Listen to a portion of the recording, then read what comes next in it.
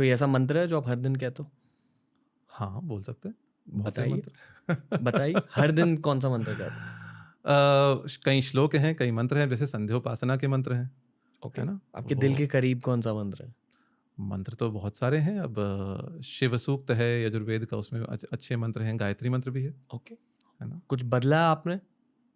शांति तो मिलती है और आपको एक अनुभव ऐसा होता है, बहुत से मंत्रों के उच्चारण से आपको आप मंत्र का क्या अर्थ है? मंत्र की एक निरुक्ति है, मननात् त्रायते इति मंत्र। जो मनन करने पर आपकी रक्षा करता है, वह मंत्र है। और दूसरी, जो मंत्रयते इति मंत्र, जो आपको परामर्श देता है, गुप्त परामर्श देता है, वह मंत्र है। ठीक है? मंत्र पे जब आप मनन करते हैं, तो वो आपकी रक्षा करता है, यह मंत्र का सिद्धांत है। अब जैसे कोई आप पंचाक्षरी मंत्र ले लीजिए, ओम नमः शिवाय ले लीजिए, अथवा ओम नमो भगवते वासुदेवाय ले लीजिए। ठीक है? कुछ मंत्र हैं जिनका जाप होता है। ठीक है? इन पर आप जितना मनन करेंगे, उतना आपका मन स्थिर होता है। क्योंकि आप जब एक माला जप पर मंत्र का हम जाप कर रहे हैं, तो एक एक मनके पर उसी को, उसी विषय को, उसी आराध्य को, उसी पर आप ध्यान केंद्रित कर रहे हैं। तो आपकी मन की स्थिरता बढ़ी, पहली बात, कंसंट्रेशन बढ़ा। दूसरी बात, जब आप एक ही देवता पर बार-बार ध्यान कर रहे हैं, अथवा एक ही तत्व पर बार-बार ध्यान कर रहे हैं, तो उस तत्व के आप और निकट जा रहे हैं। जब आप शिव पर बार-बार ध्यान कर रहे हैं, ओम नमः शिवाय कह के, बार-बार कर रहे हैं, तो आप शिव तत्व के निकट जा रहे हैं, क्योंकि आपका एक मन का संस्कार है कि हाँ, मैं जितनी बार बोलूँगा, उतनी बार मैं और निकट जाऊँगा और निकट जाऊँगा। ठीक है? तो एक जो तादात्म्य होता है मंत्र से, ये होता है। और इस पर जब आप मनन करते हैं, विचार करते हैं, तो ये आपकी रक्षा करता है। ऐसा हमारे शास्त्रों में कहा गया है। तो इसीलिए मंत्रों के लिए एक तो सबसे पहले किसी भी मंत्र का मेरे विचार से अपने आप अभ्यास नहीं करना चाहिए। अपने आप अभ्यास नहीं करना ऐसा चाहिए। कहीं कहीं मन से ओह! ओके। मुझे ये मंत्र अच्छा लग रहा है, मैं इसको जप लूँ, नहीं। इट शुड बी डन एक गुरु के मार्गदर्शन में करना चाहिए, ऐसा मेरा मानना है। हो सकता है बहुत लोगों का मानना कुछ और हो। हाँ, कुछ नाम मंत्र हैं, जैसे हरे कृष्ण, हरे कृष्ण, हरे कृष्ण, हरे हरे, हरे राम, हरे राम, हरे राम, राम हरे हरे, है ना? ये चैतन्य महाप्रभु ने ये कहते हैं कलिसंतरणोपनिषद से लिया है, और वहाँ इन्होंने इसका क्रम थोड़ा उल्टा है। तो ये मंत्र हैं, अथवा नाम मंत्र हैं, राम राम राम, ऐसे इनका जाप तो सब लोग कर सकते हैं, पर जो अन्य मंत्र हैं वो किसी गुरु से ही लेकर इनका जाप करना चाहिए, इनका इन पर मनन करना चाहिए। क्योंकि डेंजरस हो सकता है। नहीं, एक जैसे कोई आप कुछ सीख रहे हैं, मान लीजिए आप चेस सीख रहे हैं, ठीक है? तो आप कहीं से भी पढ़ के भी सीख सकते हैं, पर यदि आप किसी चेस कोच के पास जाते हैं, तो वो क्या देखेगा कि आपका खेल कहाँ अच्छा है, कहाँ बुरा है, आप कितना सीख चुके हैं, कितना आपको सीखना बचा है। जो प्रज्ञानंद आज मैग्नस कार्लसन से लोहा ले रहे हैं, तो उनके पीछे कौन है? आरवी रमेश हैं, जो उनके कोच हैं, जो भारत के 10वें ग्रैंड मास्टर हैं। तो कोच की आवश्यकता क्यों है उन्हें? खेल तो वही रहे हैं, पर कोच क्या करेगा? कोच एक प्रकार का गुरु ही है, चेस का गुरु है। वो देखेगा आप कहाँ अच्छे हैं, कहाँ बुरे हैं, आपको कहाँ सुधार की आवश्यकता है, तो उसके अनुसार आपको बताएगा कि आप इधर और अभ्यास करो, इधर और इधर इतना अभ्यास मत करो, ऐसे खेलो, ये नहीं खेलो। तो गुरु और मंत्र का भी कुछ-कुछ वैसा सिद्धांत है। गुरु आपको पहले देखेगा आपका मन कितना स्थिर हो चुका है।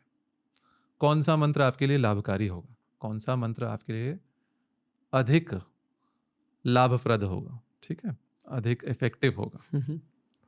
तो उस अनुसार आपको मंत्र मिलेगा। ओके। अगर किसी का गुरु नहीं है तो?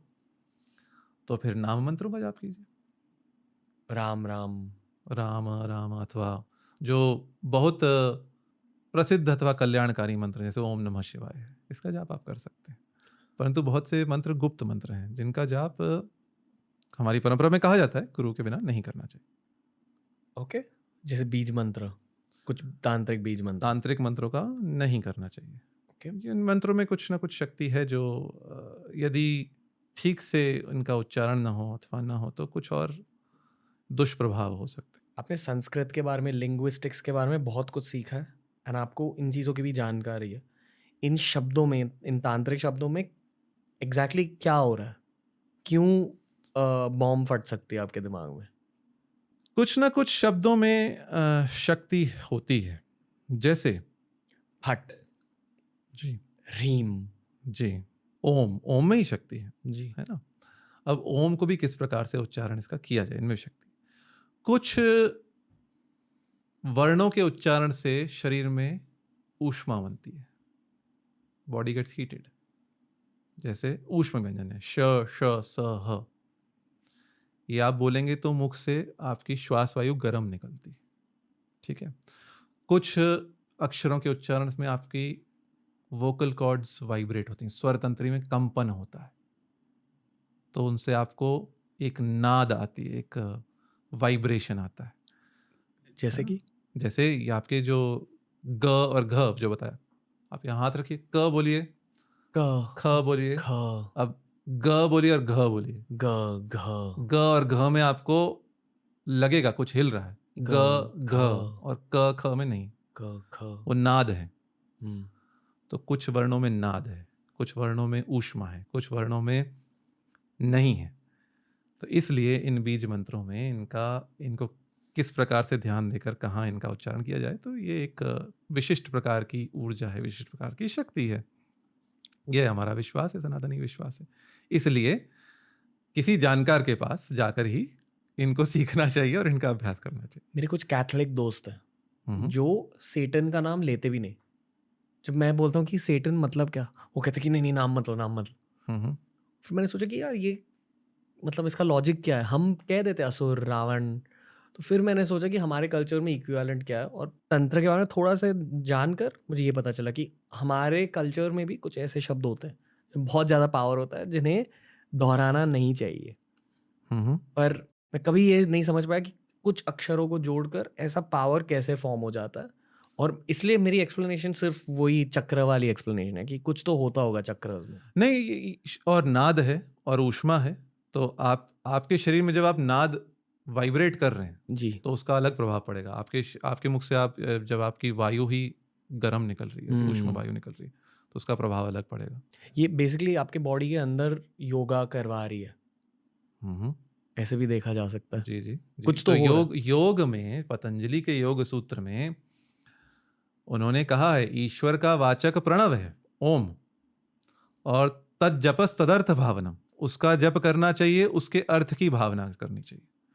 योग की परंपरा में सबसे पुराना और प्रामाणिक शास्त्र पतंजलि का योग सूत्र है। ये सब हठ योग, प्रदीपिका आदि तो बहुत पीछे के हैं। तो योग की परंपरा में जो भी है वह योग सूत्र को बहुत मानता है, पतंजलि के योग सूत्र को। और योग सूत्र में 2 सूत्र उन्होंने दिए हैं। एक तो जो ईश्वर है उसका वाचक प्रणव है, प्रणव अर्थात ओम।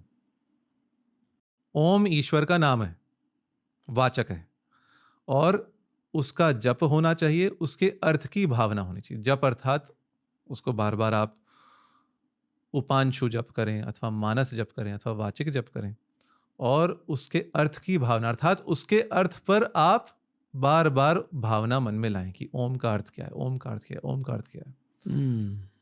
तो बहुत बार ऐसा करते हैं, कहा जाता है मंत्र अपना अर्थ अपने आप आपको देता है, कहा जाता है।